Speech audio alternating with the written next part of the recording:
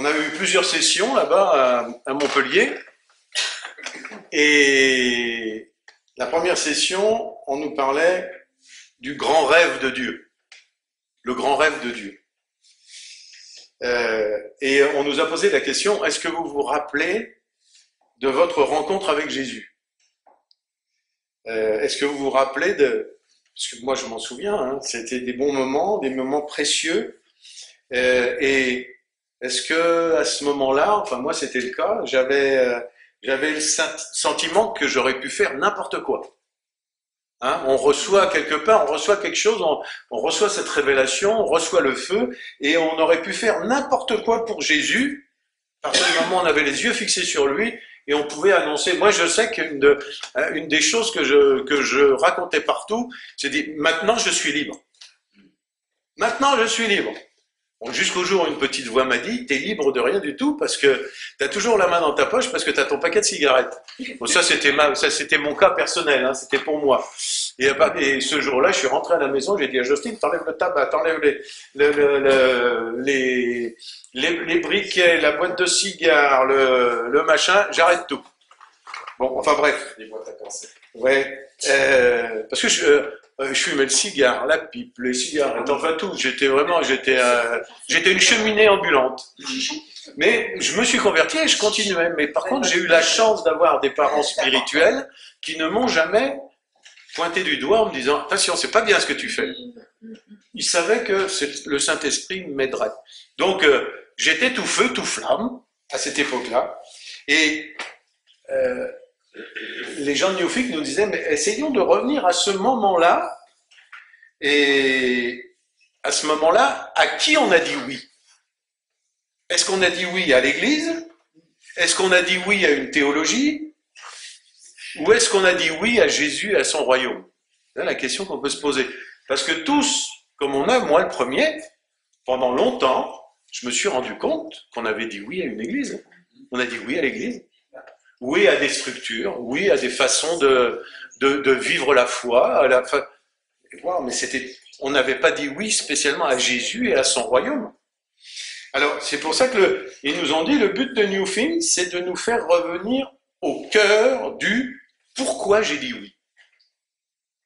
Dieu fait de grandes choses au travers de chacun de nous, et il a des grands rêves pour chacun de nous. Dans Acte 1:8, quelqu'un a une Bible? Oui. Ah bah, c'est normal. C'est normal. C'est normal, c'est un leader. Voilà. C'est normal. Acte 1, verset 8, il nous est dit. Tiens. Ah ben, il l'a même annoté. Oui, j'avais fait une annotation, mais c'était plus facile. Les mots recevrez de puissance, le Saint-Esprit sur vous, et vous serez mes témoins de la Samarie jusqu'à la Judée, jusqu'à l'extrémité de la terre. Amen. Voilà. On est tellement vite que j'ai pas le temps de me Allez, on recommence. Ah oui. Et vous recevrez une puissance lorsque le Saint-Esprit surviendra sur vous, et vous serez mes témoins de la Samarie jusqu'à la Judée, jusqu'à l'extrémité de la terre. Merci Xavier. Donc, vous allez recevoir quoi? Une puissance quand? Lorsque le Saint-Esprit viendra sur nous. Alors, bien sûr, ça ne dépend pas de nous, mais ça dépend de lui. Et le rêve de Dieu, j'allais dire, commence avec Dieu. Au moment du top de Dieu, pour chacun d'entre nous, il y a eu un moment, il y a eu un top. À partir de ce moment-là, eh bien, on commence à vivre le rêve que Dieu a pour nous. Voilà ce qu'on devrait faire. Commencer à vivre le rêve que Dieu a pour nous. Et les rêves pour le royaume.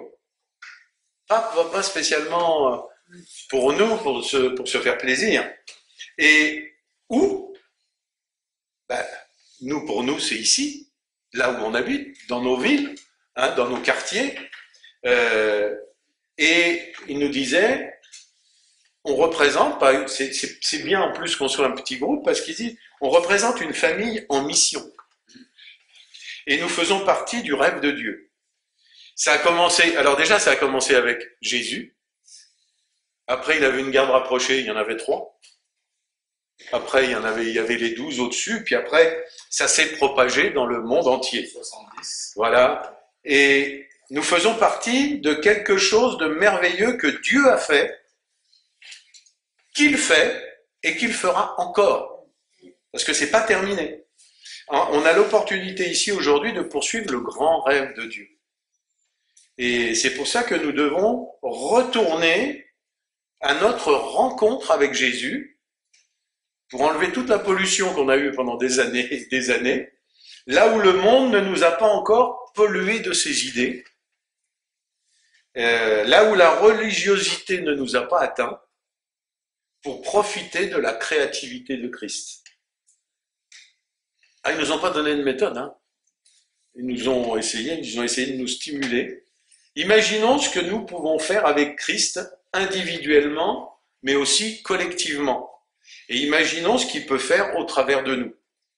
Les grands rêves de Dieu n'ont pas de fin jusqu'à son retour.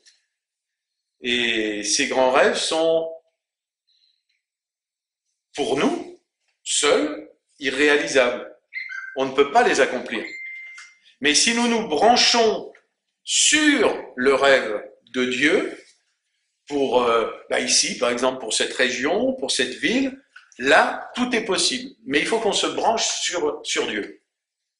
Nous devons nous soumettre humblement à Dieu en permettant, comme ça nous a été dit, au Saint-Esprit d'agir à travers nous. Et lorsque on rêve grand, ça change notre façon de penser, ça change notre façon d'agir, et ça change même ceux qui nous entourent. Enfin, ça devrait. Et souvent, on se pose de mauvaises questions. Et on se pose des questions, alors eux, ils sont gentils parce qu'ils ne veulent pas pointer du doigt qui que ce soit, ils appellent ça se poser des questions à propos de notre château. C'est-à-dire, entre guillemets, notre église. Au lieu de se poser des questions à propos du royaume. Que va penser l'église? Qu'est-ce que l'église nous demande de faire? Qu'est-ce que ci, qu'est-ce que ça? Alors qu'on devrait demander plutôt à Dieu, qu'est-ce que Dieu nous demande de faire? Et là, ça change complètement. Hein. On pose des questions pour survivre, mais pas les questions pour prospérer. Parce que bien souvent, on est souvent en train de se plaindre.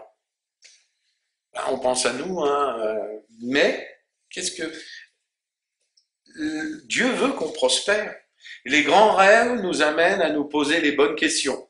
Peut-être qu'au lieu de nous demander ce que nous allons faire comme bonne chose, on devrait peut-être se demander qu'est-ce qu'on pourrait faire comme grande chose. On parle de bonnes choses. Ah, on va faire de bonnes choses. Non. Est-ce qu'on ne peut pas faire de grandes choses, plutôt?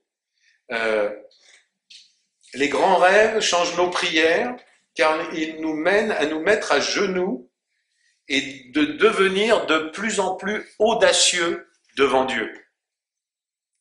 Un grand rêve a besoin de prières audacieuses qui dépendent de Dieu. On entend souvent dire, ce que tu veux faire, c'est bien, mais ça ne peut pas se faire ici. On ne peut pas faire ça ici dans la région, on ne peut pas faire ça... C'est la mentalité. Et là, ils ont bien souri parce qu'ils entendent ça quand ils viennent en France. Mais nous, les Français, mais non, ça ne peut pas se faire en France. Et quand on dit ça, on s'appuie sur la puissance de qui? Parce que, je sais pas, il me semble que la Bible nous dit rien n'est impossible à Dieu. Donc si on s'appuie sur Dieu et sur sa puissance, on peut tout faire. Enfin, à partir du moment où on fait sa volonté, hein, pas qu'on fasse n'importe quoi. Les grands rêves inspirent les autres autour de nous à faire de grandes choses pour le royaume. C'est-à-dire qu'on doit devenir des éléments moteurs. On doit accomplir une œuvre que Jésus a commencée à Jérusalem. L'Église s'est endormie parce qu'elle a perdu sa mission première. Je parle de l'Église avec un grand E. Hein. Elle perd son temps dans des petites querelles de clochers au lieu d'être une église, l'église en mission. La mission, elle nous a été donnée, hein. Elle est là, elle est claire, elle est nette. Alors, il a posé, quel est le grand rêve de Dieu pour notre Église locale, pour nos petits groupes locaux? Quel est le grand rêve? Et je pense que Dieu nous appelle à nous mettre en mouvement. Et le mouvement, comme Jésus nous l'a montré, il commence avec une personne. Une personne, c'est une graine. Et Jésus a commencé un mouvement de discipulat avec ceux à qui il a placé sa confiance, comme je disais tout à l'heure. Ça a commencé avec 3, et puis après il y en a eu 12. Il y avait, si on regarde bien, il y avait plusieurs cercles autour de lui.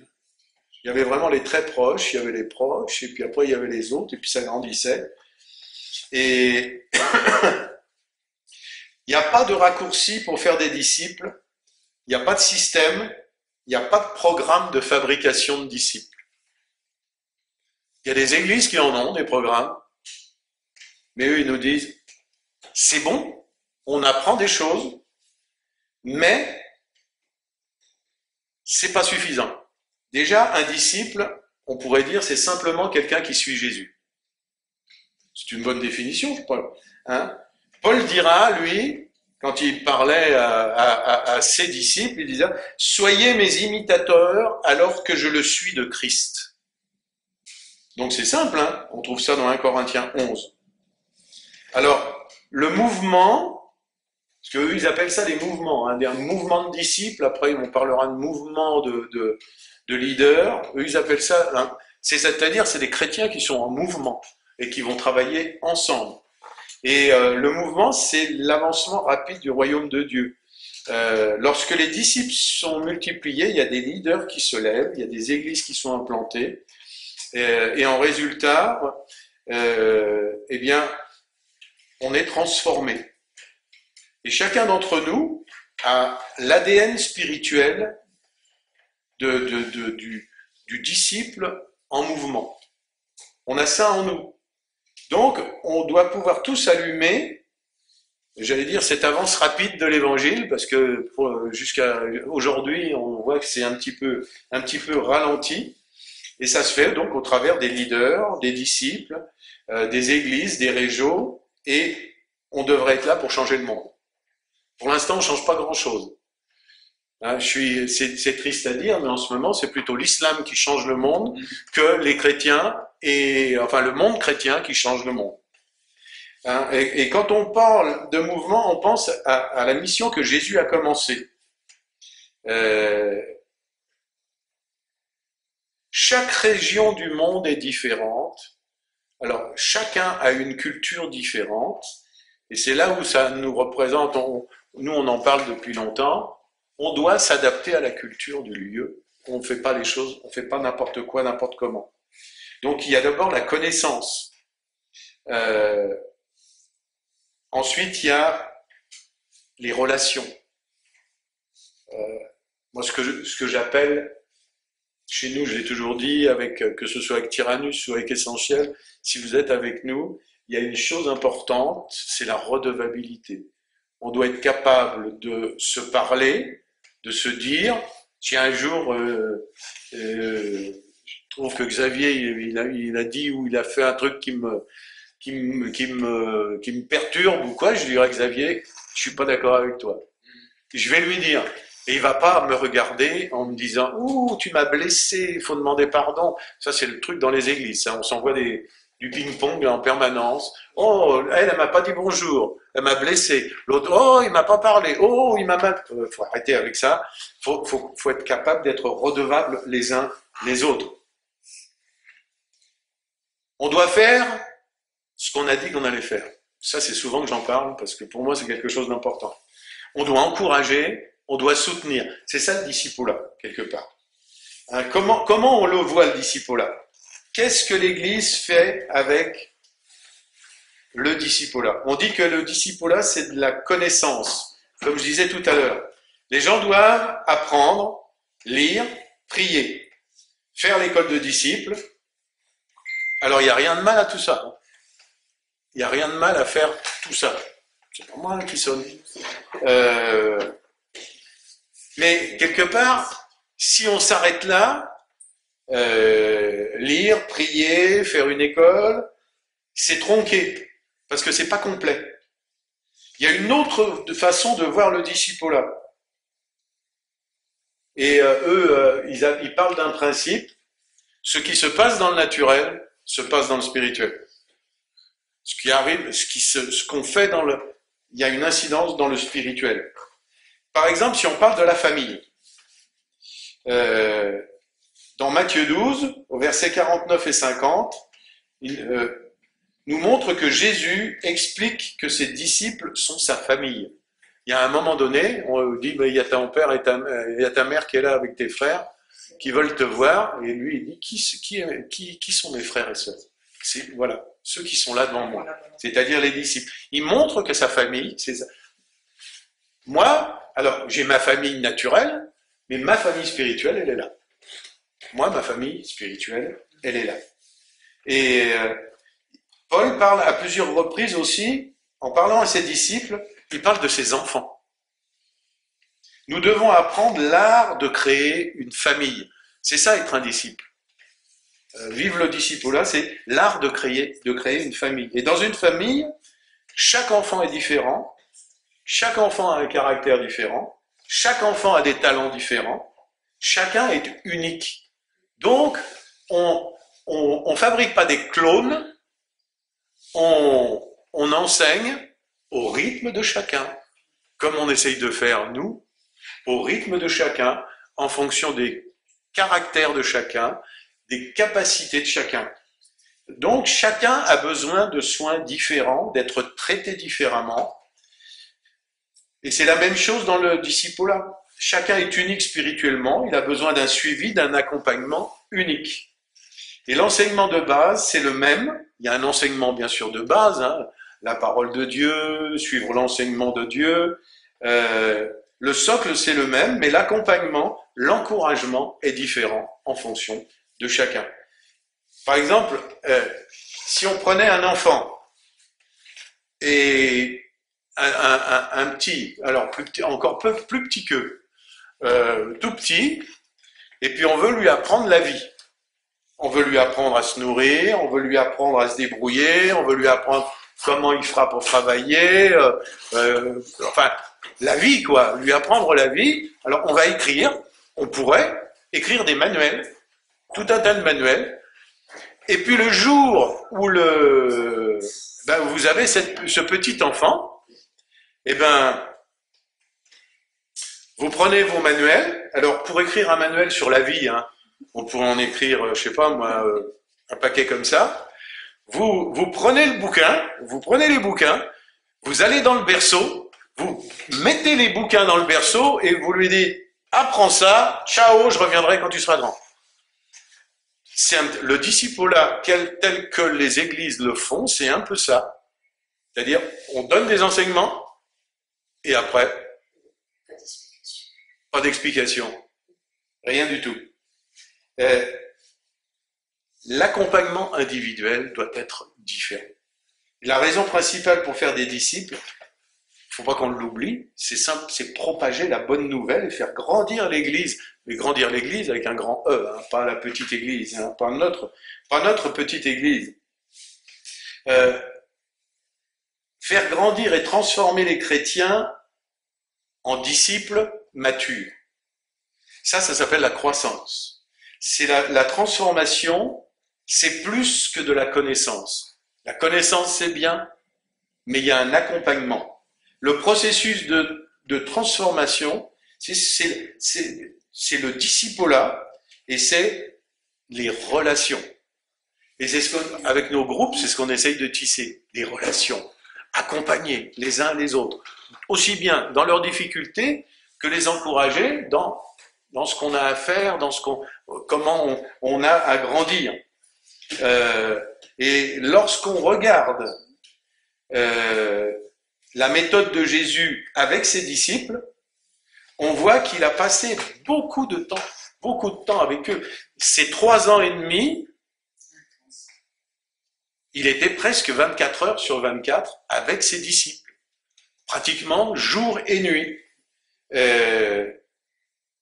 D'ailleurs, à un moment donné, quand il appelle ses disciples, Jésus leur dit, venez, suivez-moi, et je vous transformerai.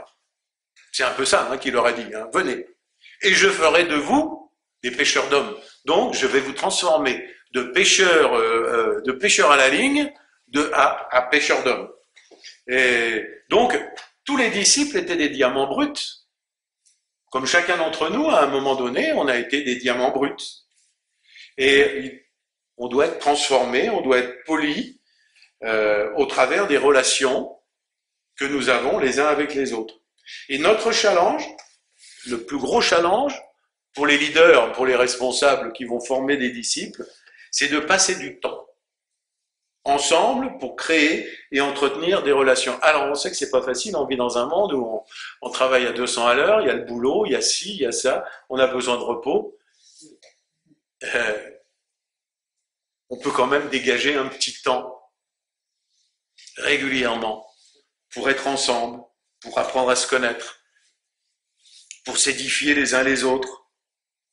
Et ça, c'est la force des petits groupes. Les églises, bien souvent, c'est trop gros. Il y en a 20 qui se lèvent pour devenir pour faire l'école de disciples. Bon, rendez-vous tel jour à telle heure, et ça va être comme ça toutes les semaines. Point final, des cours, terminé. Mais il n'y a pas d'accompagnement. J'allais dire, moi, on veut m'enseigner, moi qui ai été pêcheur, mais justement pêcheur à la ligne.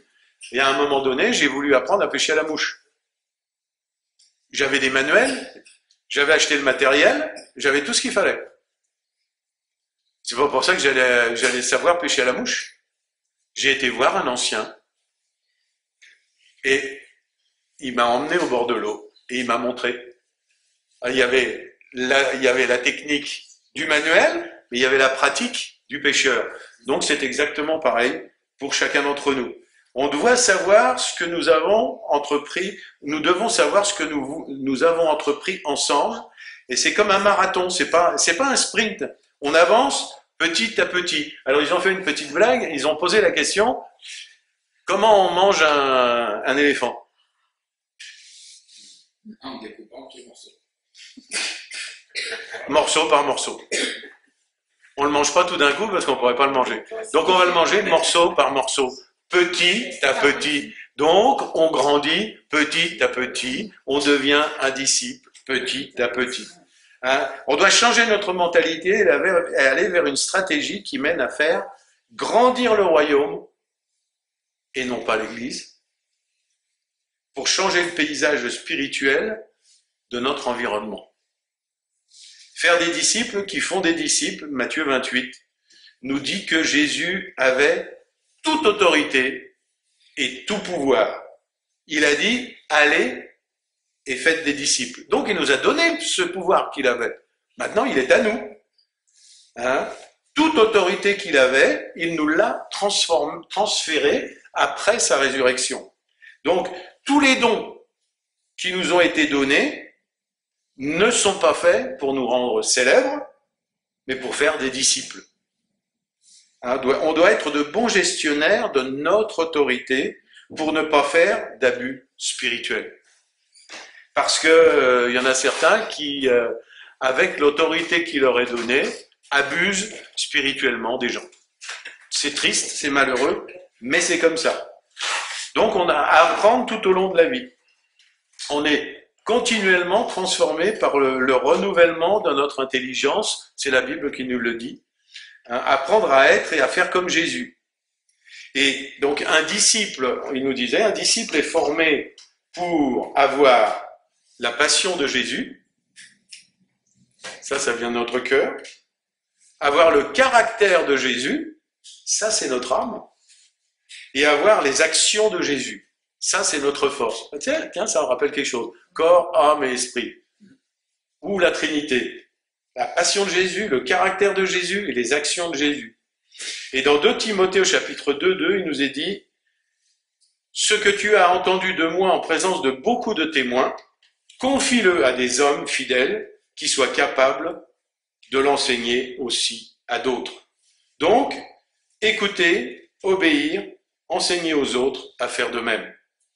Un converti, c'est quelqu'un qui est d'abord avec des idées, Mais un disciple, c'est quelqu'un qui agit et qui vit comme Jésus.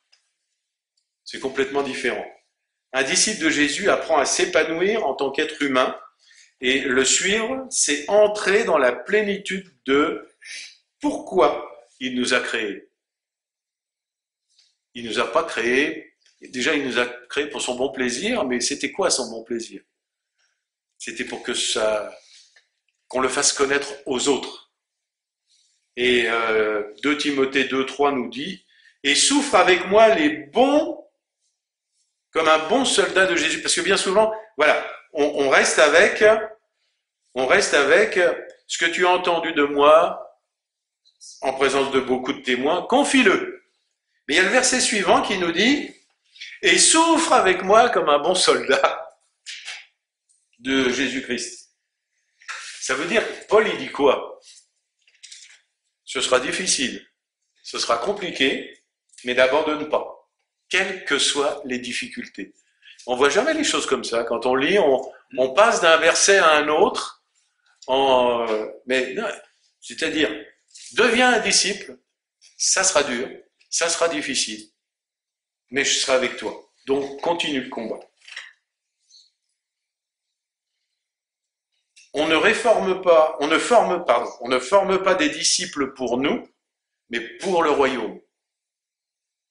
Et dans Matthieu 16, on voit Jésus parler aux disciples, et après que Pierre ait dit à Jésus qu'il était le Christ, on voit Jésus, ça je l'avais jamais vu comme ça, moi,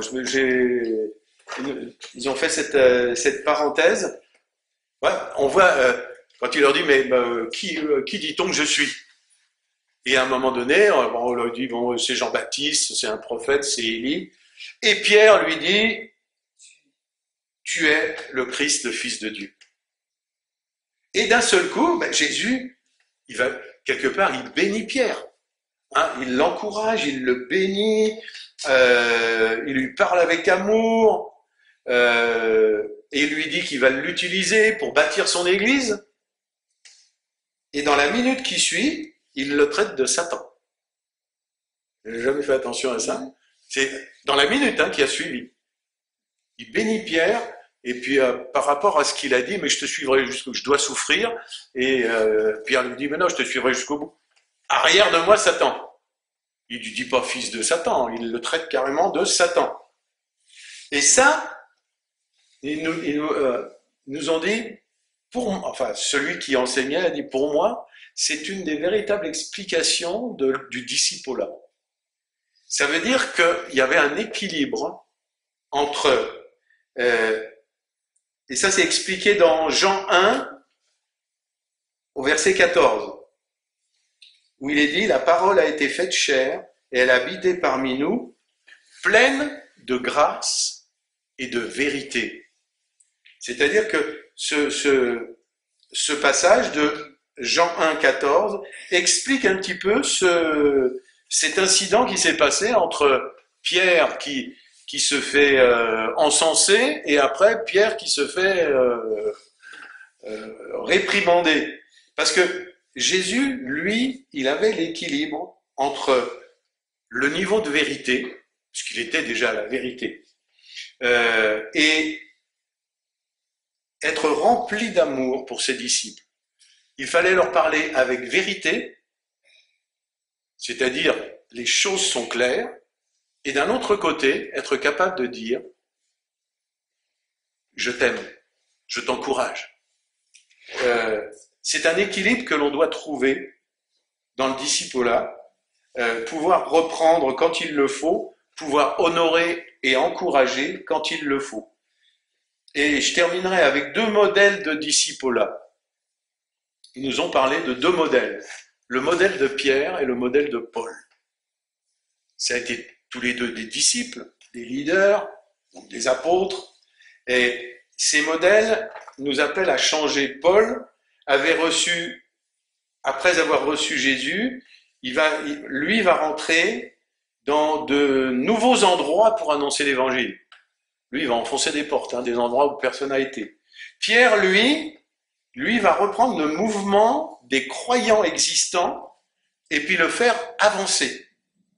Paul est un agent du changement il entre avec l'évangile dans de nouveaux endroits où l'évangile n'est pas connu, ou n'a jamais été présenté, alors que Pierre, c'est un gestionnaire. Il va gérer les groupes de personnes pour faire avancer l'évangile. C'est complètement différent. Et pourtant, ils font tous les deux du discipulat. Donc, il n'y a pas un modèle qui est meilleur que l'autre. Il s'agit simplement de savoir avec quel modèle on est le plus à l'aise. Alors nous, on a fait l'exercice, puis on a tout de suite vu que nous, c'était plutôt Paul que Pierre. Nous, on n'est pas dans le traditionnel. On n'est là pas pour faire avancer la locomotive traditionnelle, mais on est là pour aller dans des endroits où les gens n'ont pas encore été, ou faire des choses que les gens... Donc, le modèle de Pierre va de l'église vers la récolte, c'est-à-dire d'une église établie qui lance des disciples.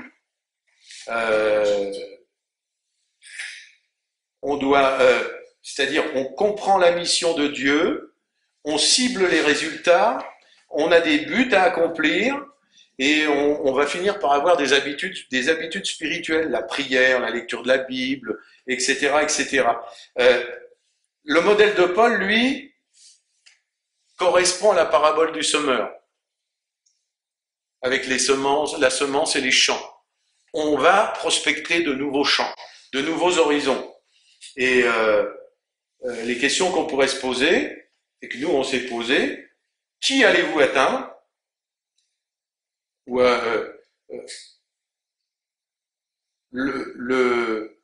où est-ce qu'on va partager l'évangile? Comment on va connecter avec les gens? Qu'est-ce qu'on va dire? Qu'est-ce qu'on va faire? Quels outils on va utiliser pour creuser le sol et puis pour semer? Et comment on va cultiver? C'est des questions qu'on pouvait se poser. Et où s'établir? Un petit peu, c'est ce qu'on fait depuis qu'on a créé Essentiel, avec nos deux groupes. Et ils nous ont demandé, à la fin, et je terminerai simplement par là, en disant, voilà, ça c'est le téléphone.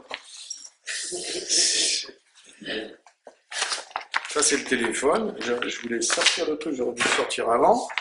Mais on nous a demandé de faire... On en a fait plein de choses et après on les présentait les uns aux autres. Ils ont tous été estomaqués par ce qu'on faisait. Ouais, mais enfin nous, parce qu'on était les seuls à ne pas piloter une église de centaines de membres où les gens ne comprennent pratiquement rien. Et tu sais, on avait l'impression qu'on avait des capitaines de navires qui n'arrivent pas à faire bouger le navire. Mais nous, c'était complètement différent. Désolé, en fait. Donc voilà, vous pouvez vous le faire passer. Le chemin de vos rêves. Vous n'allez peut-être pas comprendre grand-chose, mais je vais vous expliquer. On nous disait, quel est votre grand rêve? Alors, à l'heure d'aujourd'hui, nous on avait mis dans la première case, ce qu'on a dit, nous c'est voilà ce qui nous correspond. Aujourd'hui, on pourrait dire, on a une église missionnelle, sans les murs, comme on le dit. Voilà, là aujourd'hui on est réunis ici. On a pour l'instant 2 groupes, un à Saint-Étienne et un dans la Plaine. On a 4 leaders. On les nomme. Bon, il y a Xavier, Antoinette, Jocelyne et moi. Et on a fait notre petit calcul, 9 disciples. N'est-ce pas? Et ensuite, dans la case suivante, c'était qu'est-ce qu'on doit commencer? Alors moi, nous, on a réfléchi, on a dit on va commencer un mouvement de multiplication. C'est ça, c'est le but, c'est ça, un mouvement de multiplication. Puisqu'on a une année d'existence, donc c'est ce qu'on commence à faire. Et après, il y avait la deuxième case, qu'est-ce qu'on doit arrêter? Et la case d'après, c'était qu'est-ce qu'on doit changer?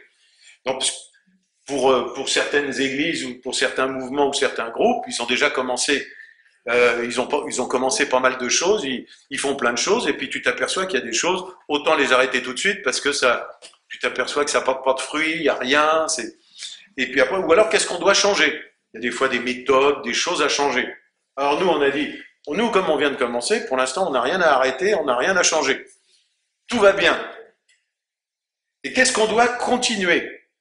On va continuer ce qu'on a commencé, la formation de disciples et de leaders. Hein, c'est voilà, les disciples qui sont en train de grandir, et puis on va essayer d'en faire des leaders. Chacun d'entre vous va essayer d'en faire des leaders. Comme c'est arrivé à Matthieu, hein, de disciple, c'est un leader. Et après, la dernière case, c'était le rêve. Alors ils ont mis l'échéance 2 ans. Votre rêve dans 2 ans. Alors ils nous ont dit, à nous à la fin, ils nous ont dit, vous êtes très sages. Vous êtes très sages. Mais est-ce que Dieu ne rêve pas plus grand? Peut-être, mais on a dit on va essayer d'être réaliste, on va essayer de rester modeste. Alors, bon, il fallait peut-être pas une fausse modestie, oui, mais c'est vrai qu'ils ont dit, vous êtes équilibrés. Parce qu'on a dit, par rapport à ce qu'on est aujourd'hui, qu'est-ce qu'on sera dans 2 ans? Donc, j'avais mis toujours une église, parce que pour nous, on n'est pas là pour multiplier des églises. À la limite, si on est nombreux, on se retrouvera une fois quand même, hein, comme a fait Sandrine Pascalini. Hein, maintenant, elle a quadruplé le nombre de personnes, mais ils se retrouvent toujours une fois ensemble, en église, réunis. Ensuite, j'ai dit, pour l'instant, on a 2 groupes, mais on va cibler sur 5 groupes. Parce qu'il y a des touches dans la plaine, il y a des touches... Voilà. De 4 leaders, essayez de passer à 8 leaders, 8 ou 9, parce qu'il y en a 9, il y a 9 leaders actuellement, il y a 9 disciples actuellement, on espère qu'ils vont devenir des leaders. Donc, passez au moins à 8 leaders, et en disciples, au moins 30 disciples. Je n'ai pas dit 30 chrétiens, mais 30 disciples, des gens qui ont envie de suivre vraiment Jésus. Voilà, moi c'est tout ce que j'avais à partager. Jocelyne veut peut-être ajouter quelque chose, mais c'était compliqué de faire une synthèse sur 2 jours. Parce que là, il y a 2 jours, on a, je ne sais pas combien d'heures qu'on a partagé avec ceux qui étaient avec nous. J'ai essayé de faire le plus synthétique possible. En fait, Denis a parlé de grands rêves. Et quand on a de grands rêves, on change nos prières. On est moins centré sur nous et on est centré sur les buts à atteindre, les gens qu'on côtoie, et voilà.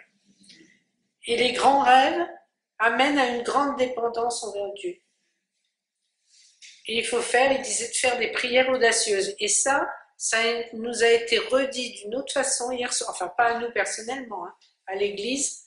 Il y avait un apôtre qui était là, et il l'a redit hier soir aussi, qu'il fallait que les personnes ne pensent pas qu'à l'église, mais qu'ils pensent à ce qu'il y a dehors et à plus grand, quoi.